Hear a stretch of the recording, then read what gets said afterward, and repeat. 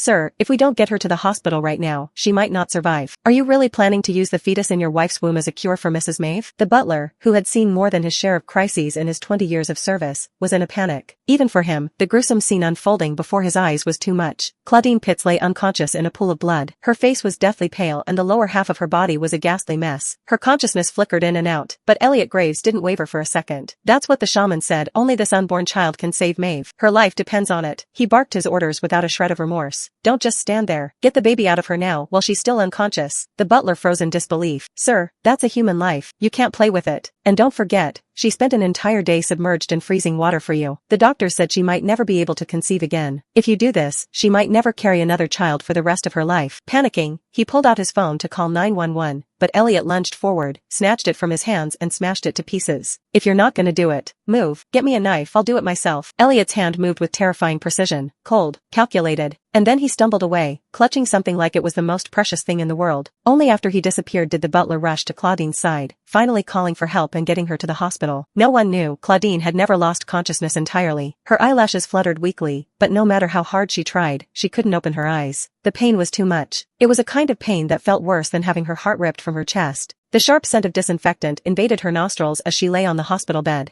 The room was dark, the windows pitch black against the night. She instinctively reached for her belly. Her baby, her only child, was gone. Just hours ago, Claudine had been pushed down the stairs by her sister-in-law, Maeve Waller, during an explosive argument. The cause? Claudine had refused Mrs. Graves' outrageous proposal to let Elliot take on a second wife and give Maeve a child. A week earlier, the Graves family had been ambushed by an old enemy. Both brothers were kidnapped, and in the end, Melva and Elliot's older brother and Maeve's husband died shielding him from a bullet. Maeve, a newlywed, had become a widow in the blink of an eye. Consumed by grief, Maeve spiraled. She tried to end her life multiple times, only to be stopped each time. Desperate, Mrs. Graves had come up with what she called a solution. Elliot would father a child with Maeve. It would give Maeve a reason to live and preserve the Graves family line. She framed it like an act of duty. Elliot refused at first, but things escalated quickly and violently. In the heat of it all, Maeve shoved Claudine, sending her tumbling down the stairs. Claudine, who was pregnant at the time, never stood a chance. Now, in the cold silence of the hospital room, a soft moan broke through the dark.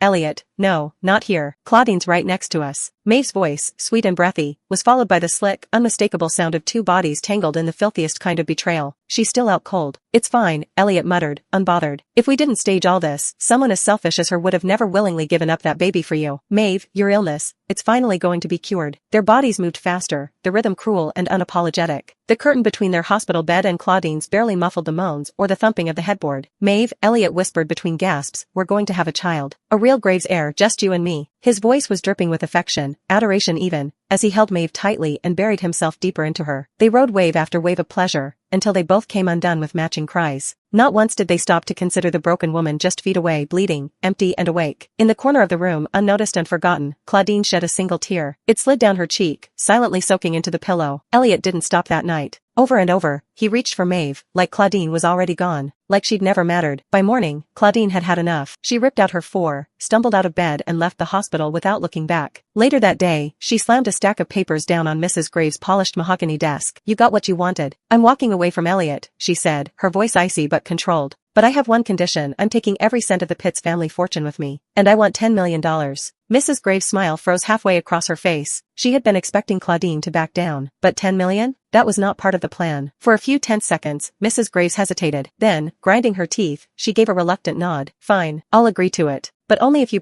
swear on whatever you hold dear that you'll never show your face in front of my son again. You know exactly what'll happen if you do." Her lips curled into a tight, smug smile. There was a threatening undertone behind her controlled voice, like she'd been expecting this moment all along. Without missing a beat, she turned to her butler. "Draw up the contract." Claudine didn't flinch, didn't blink. She signed her name without hesitation. "I'll make sure you get every last cent," Mrs. Graves said, her eyes flicking over the signature with thinly veiled contempt. "I'll wire $50 million into your account today. The rest comes after you disappear for good. I'll have your exit arranged in a week. International flight, one way." Her tone was dismissive, triumphant even. She didn't hide the disgust in her eyes, nor the thrill she felt seeing Claudine finally step out of their lives. Claudine knew. She had always known. Mrs. Graves had never seen her as anything more than a nuisance. After Mr. Graves died, she pulled every string, used every trick in the book to force Elliot into a divorce. But back then, Elliot had stood in front of her like a fortress. She's my wife, the only one I'll ever have, he'd declared in front of everyone. If any of you bring this up again, I swear I'll end my life right here. His threat had silenced them all. After all, Claudine had no family, no legacy. Her only support had been the Pitts family until now. Steadying herself, she met Mrs. Graves' cold stare with calm defiance. No need to arrange anything. I'll leave on my own in a week. Mrs. Graves smiled, smug and satisfied. Good. Smart girl. Now be a good dog and get out of my way. The words dripped with venom. What none of them knew was that Claudine wasn't even a blood relative of the Pitts family. She'd been adopted. 3 days ago, her biological brother had reached out,